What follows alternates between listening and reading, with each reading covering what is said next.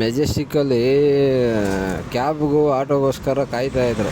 ಕಸ್ಟಮರ್ನ ಸುಮ್ಮನೆ ನಿಲ್ಲಿಸ್ಬಿಟ್ಟು ಮಾತಾಡಿಸ್ದೆ. ಸರ್ ಎಲ್ಲಿಗೆ ಹೋಗ್ಬೇಕು ಸರ್ ಅಂತ ಕೇಳಿದ್ದಕ್ಕೆ, ಸರ್ ಆನೆಕಲ್ ಹೋಗ್ಬೇಕು ಅಂದರು. ಸರ್ ಮೀಟ್ರ್ ಹಾಕ್ತೀನಿ ಅಂದರೆ ಯಾವುದು ಟೂನರ ಅಂತ ಕೇಳಿದ್ರು ಅವರೇ ಕಸ್ಟಮರೇ. ಹೌದು ಸರ್ ಅಂತ ಅಂದೆ.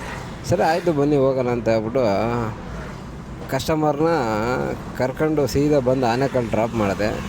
1200 ಚಿಲ್ಲರೆ ಆಯಿತು. 60 ರೂಪಾಯಿ ಟೋಲ್ ಆ್ಯಡ್ ಮಾಡಿದ್ದೀನಿ. ಟೋಲು ಸೇರಿ ಅಷ್ಟಾಗಿದೆ, 1274 ರೂಪಾಯಿ.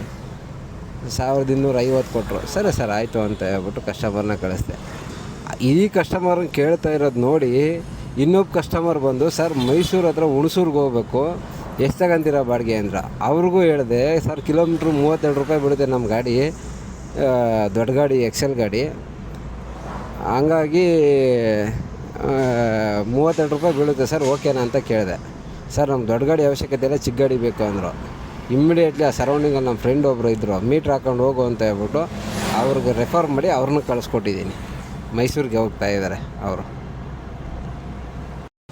ಮೆಜೆಸ್ಟಿಕ್ಕಲ್ಲಿ ಕ್ಯಾಬ್ಗೂ ಆಟೋಗೋಸ್ಕರ ಕಾಯ್ತಾಯಿದ್ರು. ಕಸ್ಟಮರ್ನ ಸುಮ್ಮನೆ ನಿಲ್ಲಿಸ್ಬಿಟ್ಟು ಮಾತಾಡಿಸ್ದೆ. ಸರ್ ಎಲ್ಲಿಗೆ ಹೋಗ್ಬೇಕು ಸರ್ ಅಂತ ಕೇಳಿದ್ದಕ್ಕೆ, ಸರ್ ಆನೆಕಲ್ ಹೋಗ್ಬೇಕು ಅಂದರು. ಸರ್ ಮೀಟ್ರ್ ಹಾಕ್ತೀನಿ ಅಂದರೆ ಯಾವುದು ಟೂನರ ಅಂತ ಕೇಳಿದ್ರು ಅವರೇ ಕಸ್ಟಮರೇ. ಹೌದು ಸರ್ ಅಂತ ಅಂದೆ. ಸರಿ ಆಯಿತು ಬನ್ನಿ ಹೋಗೋಣ ಅಂತ ಹೇಳ್ಬಿಟ್ಟು ಕಸ್ಟಮರ್ನ ಕರ್ಕೊಂಡು ಸೀದಾ ಬಂದು ಆನೆಕಲ್ ಡ್ರಾಪ್ ಮಾಡಿದೆ. 1200 ಚಿಲ್ಲರೆ ಆಯಿತು. 60 ರೂಪಾಯಿ ಟೋಲ್ ಆ್ಯಡ್ ಮಾಡಿದ್ದೀನಿ. ಟೋಲು ಸೇರಿ ಅಷ್ಟಾಗಿದೆ, 1274 ರೂಪಾಯಿ. 1250 ಕೊಟ್ಟರು. ಸರಿ ಸರ್ ಆಯಿತು ಅಂತ ಹೇಳ್ಬಿಟ್ಟು ಕಸ್ಟಮರ್ನ ಕಳಿಸ್ದೆ.